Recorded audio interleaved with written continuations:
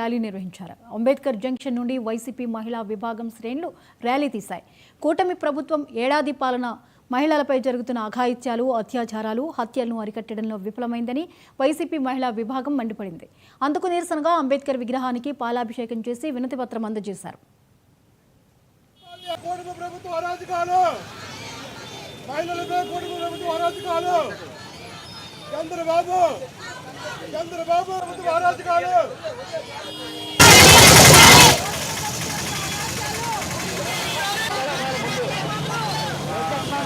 కూటమి ప్రభుత్వం అధికారంలోకి వచ్చి సంవత్సరం పూర్తవుతుంది.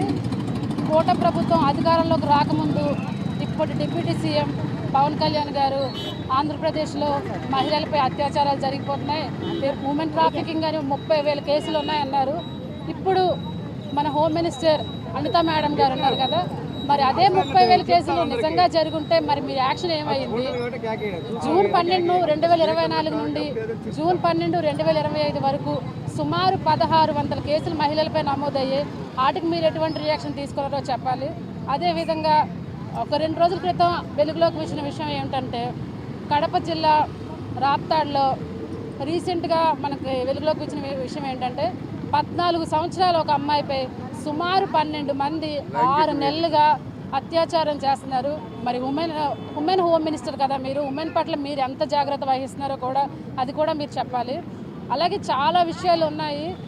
ఉమెన్ ట్రాఫికింగ్ అని మీరు మాట్లాడుతున్నవి కనిపిస్తుంది కానీ చర్యలు కనిపించట్లేదు.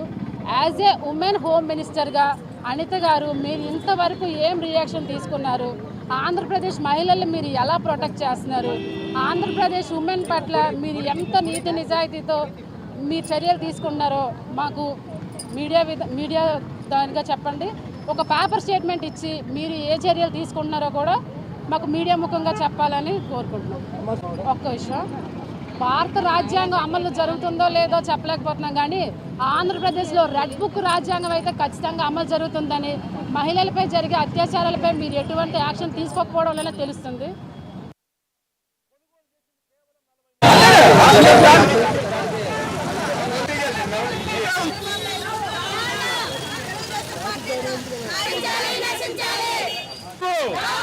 మహిళలపై అన్యాయం చేసిన చంద్రబాబు